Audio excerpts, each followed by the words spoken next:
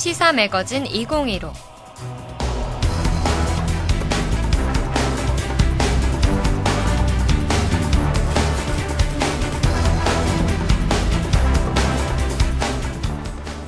안녕하십니까. 시사 매거진 2015 진행을 맡은 아나운서 황도희입니다. 학우 여러분들은 일주일에 신문을 몇 번이나 보시는지요? 바쁜 일상 속에서 시사에 관심을 갖지 못하시는 여러 학우 여러분들을 위해 DKBS의 유일무이한 시사 프로그램 시사 매거진이 왔습니다. 선별하고 또 선별한 꼭 알아야 하는 이슈의 기사와 시사를 처음 접하는 사람들에게도 더 쉽게 다가갈 수 있는 기사들을 만나보도록 하겠습니다. 우리가 사는 세상, 우리가 관심을 갖지 않으면 안 되겠지요. 10월 7일 시사 매거진 바로 시작하겠습니다.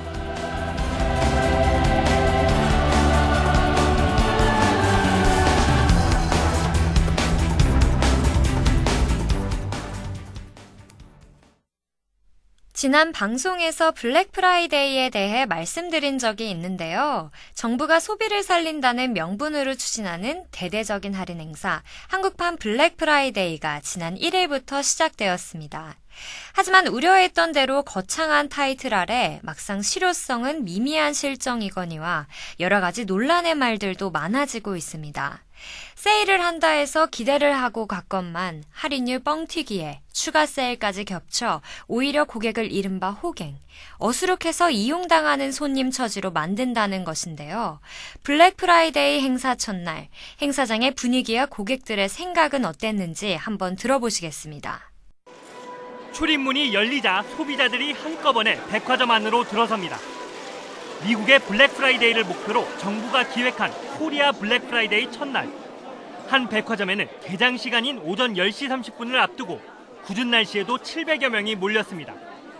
14일까지 2주 동안 진행되는 이번 행사에는 백화점 71개와 마트, 재래시장 등 2만 6천여 점포가 참여합니다. 하지만 최대 70%까지 싸게 판다던 백화점 행사장에는 실제 할인율이 30%도 안 되는 품목이 대부분이었습니다. 해마다 하는 수준 비슷한 것 같아요. 3만 원 그렇게 써 있으면 그 데크에 있는 게 전부 3만 원이 아니라 최저 가격이 3만 원이라는 뜻이어서 TV 등 가전제품이 제외돼 실망했다는 의견도 많았습니다. 정부는 행사 첫날 이어진 부정적인 반응에 대해서는 계속 개선해 나가겠다는 입장을 밝혔습니다. 코리아 블랙 프라이데이 행사에 참가한 일부 유통업체들은 정가를 부풀린 뒤 그 기준으로 할인율을 적용해 소비자는 결국 평소 시중 가격보다 더 비싼 가격의 할인 상품을 사게 됩니다. 예를 들면 최근 한 달간 900원이었던 초코과자를 정가인 1,290원의 가격에서 1,200원에 판다고 광고하는 것을 들 수 있죠. 이렇듯 할인율 뻥튀기 문제는 정부가 블랙 프라이데이를 위해 할인율 표시 규제를 완화하겠다고 밝힌 것이 문제였다고 보는데요. 업체가 이 규제 완화를 악용해 할인율을 조작할 수 있기 때문입니다. 이 때문에 소비자들은 쓰여있는 할인율을 그대로 신뢰할 수가 없게 되었습니다. 이렇게 할인 품목과 할인율이 제한적이라 통상적 가을 세일과 다를 게 없다는 비난이 쏟아지자 유통업체는 추가 세일을 시행했는데요. 이것도 문제가 되고 있습니다. 어제인 6일, 주요 유통업체들은 일제히 블랙 프라이데이 할인 브랜드를 늘리고 할인율도 높이겠다고 발표했습니다. 하지만 이미 일주일의 기간 동안 상품을 더 높은 가격에 구입한 소비자들에게는 이 소식이 허탈할 수밖에 없습니다. 불과 일주일 사이에 추가 세일에 들어가거나 아예 찾아볼 수 없었던 초특가 상품이 곧 나온다는 뜻이기 때문이죠. 이렇듯 정부의 생각과 유통업체의 실체 실천 방향이 서로 맞지 않아 많은 혼란과 문제를 빚고 있는 블랙 프라이데이. 왜 제대로 시행되지 않는 걸까요? 코리아 블랙 프라이데이의 특징은 정부가 직접 기획했다는 점입니다. 업체들이 자발적으로 만든 미국 블랙 프라이데이 등과는 성격이 다릅니다. 그러다 보니 국내 유통업체들은 철지난 상품 또는 안 팔리던 상품 위주로 생색만 냈다는 평가가 나옵니다. 전반적인 인하폭도 기대에 못 미쳤습니다. 전용 상품이 나오고 할인율이 90%까지 치솟는 미국 블랙 프라이데이 풍경은 기대하기 어려운 겁니다. 이래서는 연말 미국 등의 쇼핑 시즌을 노리는 국내 소비자의 해외 직구 열풍을 잠재우기 어려워 보입니다. 해외 직구 규모는 지난해 15억 달러를 넘어서는 등 매년 급증하고 있습니다. 코리아 블랙 프라이데이가 한국형 행사가 되려면 소비자와 업체의 이해를 고려한 세심한 계획이 필요하다는 지적입니다. 내수를 살리겠다며 정부 주도로 기획된 행사이지만 결국에는 일부 대형 백화점들만 혜택을 보는 것이라는 목소리가 높습니다. 할인 행사에 대한 충분한 준비와 계획이 이루어지지 않았기 때문에 이러한 논란이 생기는 듯합니다. 미국의 블랙 프라이데이는 방문자들에게 모두 선물을 주는 등 대대적인 할인 행사가 이루어져 새벽 4시부터 사람들이 기다리고 있을 정도라고 하는데요. 무늬만 할인인 행사가 아닌 미국의 블랙 프라이데이처럼 소비자가 진정한 할인 혜택을 받으며 웃을 수 있는 그런 신나는 행사가 됐으면 하는 바람입니다. 매년 있는 세일 수준, 기대 이하, 이런 말들로 블랙 프라이데이라는 의문을 갖게 되기보다는 블랙 프라이데이 하며 즐거워하는 그런 날이 왔으면 좋겠습니다. 노래 한 곡 듣고 다음 뉴스 이어가 보겠습니다. 지금 여러분은 시사 매거진 2015를 듣고 계십니다. 지난 3일 환경미화원인 63살 김모 씨는 서울 부촌의 상징 타워팰리스의 쓰레기 집화장을 치우다 두툼한 편지 봉투를 발견했습니다. 그 내용물은 다름 아닌 100만 원짜리 수표 100장, 1억 원이었습니다. 실수로 버린 것인지 고의로 없애려 한 것인지도 궁금하고 과연 주인이 나타날까라는 의문까지 더해져 논란이 주말 동안 이어진 가운데 주인이라는 사람이 이틀이 지난 5일 나타났습니다. 타워팰리스에 사는 31살 A씨가 경찰서에 나온 건 오늘 새벽 2시 반쯤입니다. 수표 1억 원이 사업가인 아버지의 돈이라고 주장했습니다.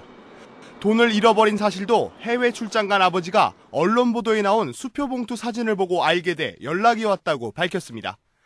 아파트 지하 쓰레기장에서 발견된 수표가 분실 신고 접수된 지 이틀 만입니다. A씨는 1억 원은 이달 말 가족이 이사갈 집의 인테리어 비용으로 아버지가 대구 지역 부동산 등을 매각해 마련한 돈이라고 설명했습니다. 그러면서 여행용 트렁크에 옷가지와 함께 수표 봉투를 보관했는데 가사도우미가 실수로 버린 것 같다고 덧붙였습니다. 경찰 조사 결과 100만 원권 수표 100장이 모두 은행 4곳에서 정상 발행된 것으로 나타났습니다. 경찰은 A씨의 아버지가 귀국하는 대로 부동산 매각 대금 서류 등을 대조한 뒤 돈의 주인이 맞는지 확인할 계획입니다. 아무리 도우미 아줌마의 실수라고 해도 쓰레기통에 실수로 1억 원을 버렸다는 얘기에 여러 가지 얘기들이 없을 리가 없겠죠. 이 돈을 발견하고 경찰에 신고를 한 김 씨는 만약 주인이 나타나지 않는다면 이 돈의 주인이 된다고 합니다. 또 주인이 나타난다 해도 주인과 협의를 해 살해금을 받을 수 있다고 하는데요. 형편이 어려운 상황에서 버려진 1억 원을 보고도 그것을 정직하게 경찰에 신고한 청소부 김 씨가 사람들 사이에서 많이 회자되고 있습니다.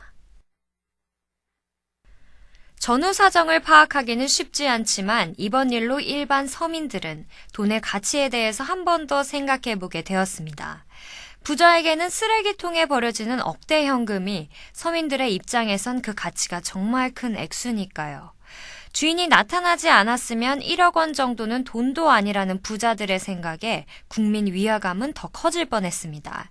그럼 노래 듣고 마지막 뉴스로 넘어가 보겠습니다. 여러분은 지금 시사 매거진 2015를 청취하고 계십니다.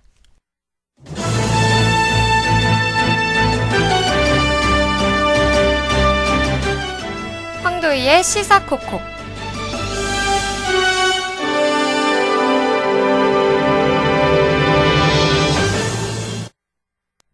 황도희의 시사코코 코너는 시사에 대해서 잘 모르지만 알고 싶은 대학생의 입장에 서서 세상을 바라보고 콕콕 시사를 한번 찔러보는 코너입니다.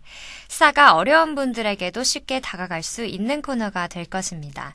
오늘의 주제는 바로 TPP 타결입니다. 연일 인터넷상에서는 실시간 검색어 1위로 세계 최대 메가 FTA가 탄생한다. TPP 전격 타결 같은 기사들이 올라왔었는데요. 도대체 TPP가 뭐길래 저렇게 난리인가 하고 생각하신 분들 많으셨을 것 같습니다. 그럼 오늘도 쉽게 풀어드리는 시사콕콕 시작해 보겠습니다. 일단 TPP가 무슨 뜻인지부터 알아야겠죠. 영어로 트랜스퍼시픽 파트너십으로 줄여서 TPP라고 부르는 것입니다. 우리말로 풀어쓰자면 환태평양 경제 동반자 협정인데요. 태평양을 둘러싸고 있는 국가들이 경제 동반자 협정을 맺어서 참여국끼리는 경제 동맹을 맺고 너도 잘 살고 나도 잘 사는 상부상조의 동맹을 말합니다. 더 쉽게 말하자면 한국의 자동차가 일본으로, 미국의 소고기가 호주로, 베트남의 쌀국수가 캐나다로 자연스럽게 팔리도록 동맹을 맺는 것이죠. 이 환태평양 경제동반자 협정은 조직 초기인 2004년에는 뉴질랜드 외에 4개의 나라만 참여해 별로 영향이 없는 협정이었습니다. 하지만 2008년에 미국이 이 동맹에 참여하면서 다른 나라들도 너도 나도 이 협정에 참여하겠다고 신청을 했죠. 2013년에는 일본까지 합류해 미국과 일본이 합쳐진 TPP는 세계 경제의 40%를 차지하고 있는 12개국이 참여하게 되었습니다. 미국과 캐나다, 멕시코, 페루, 칠레 등 북남미 국가를 비롯해 일본과 호주, 뉴질랜드, 베트남, 싱가포르 등 아시아 태평양 지역을 아우르는 자유무역지대를 만들겠다는 구성인 것입니다. 세계 최대의 자유무역 통합체가 된 것이죠. 상품을 교역할 때 관세 장벽을 없애는 건 물론 서비스와 투자, 직접 재산권까지 아울러서 한 단계 높은 수준의 FTA라는 평가도 나오고 있는데요. 이 협정의 가장 큰 수혜국은 미국과 일본입니다. 미국은 부상하고 있는 중국의 경제력을 견제해 이 협정에 참여한 것인데요. 실제로 오바마 미국 대통령은 TPP 타결 직후 중국과 같은 나라가 세계 경제 질서를 쓰게 할 수는 없다며 대놓고 속내를 드러내기도 했습니다. 또한 그간 미국과 무역협정을 맺은 적이 없었던 일본도 FTA 열등생에서 벗어날 수 있게 되었습니다. 중국을 배제한 가운데 미국과 일본이 주도한 거대한 경제동맹이 타결됨에 따라 글로벌 경제구도의 일대 변화가 예상되기도 하는데요. 그런데 왜 우리나라는 이 TPP에 참여하지 않았을까요? 우리는 가입을 못한 것일까요? 아님 안 한 것일까요? 최경원 경제부총리는 2008년 미국이 TPP 참여를 선언할 때는 미국과 FTA가 타결된 데다 중국과 FTA 협상이 진행되는 상황이어서 여기에 집중하는 게 낫다는 판단을 당시에는 했다고 설명했습니다. 당시에는 12개의 나라가 이미 협상을 진전시켜 놓은 상황이어서 우리가 들어가는 데는 무리가 있었다고 말하고 있는 건데요. 하지만 TPP가 타결된 지금에 와서는 다시 말을 바꾸고 있습니다. 최경환 경제부총리는 TPP 타결 소식 직후 우리도 동참하겠다고 선언했습니다. TPP에 대한 정부의 입장은 아까 말씀드린 대로 그 동참을 하는 쪽으로 검토를 해나가겠다. 하지만 한 발 늦었다는 평가입니다. 참여하더라도 후발주자인 만큼 관세율이나 시장개방 협상에 불리할 수 있기 때문입니다.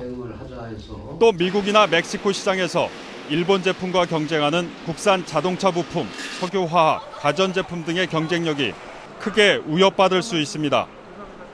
통상외교의 실패라는 지적도 높습니다. 우리 정부는 그동안 미국, 중국 등 40여 개 국가와 양자 간 FTA 체결에 주력해왔습니다.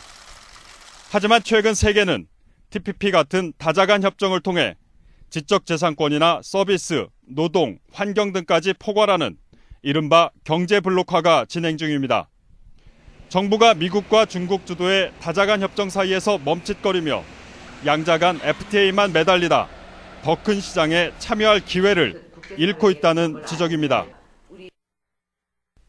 겉으로는 참여를 안 한 것이다 라고 하지만 여론은 못한 것이다 라는 의견이 큰 실정인데요. TPP로 한국이 뭘 얻을 수 있을지 잘 생각해 보는 것이 중요할 것 같습니다. 여러 가지 이점도 있지만 일본과의 교역이 되면 우리나라 자동차 산업이 상대적으로 떨어지는 등 안 좋은 점도 있기 때문이죠.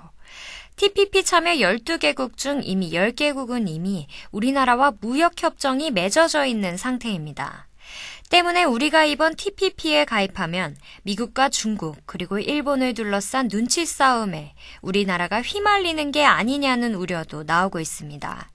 중국의 부상으로 세계의 질서가 바뀌고 있는 만큼 우리도 전략을 잘 짜서 한국의 위상을 높일 수 있는 외교 정책을 펴야겠다는 생각이 듭니다.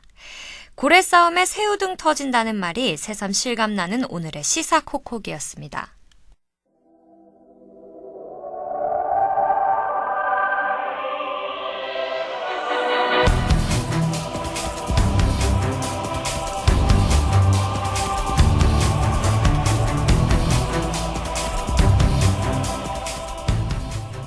오늘의 시사 매거진 2015 어떠셨나요? 오늘은 경제적인 이슈들을 중심으로 다뤄보았는데요.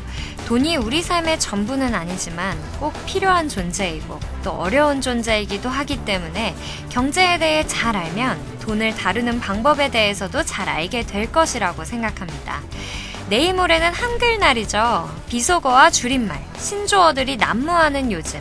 우리 한글의 아름다움에 대해서 다시 한번 생각해보는 날이 되었으면 좋겠습니다. 그럼 이상 10월 7일 시사 매거진 2015 마치겠습니다. 다음 주 이 시간 더욱더 퀄리티 있는 뉴스로 찾아뵙겠습니다. 청취해주신 하구 여러분 감사합니다.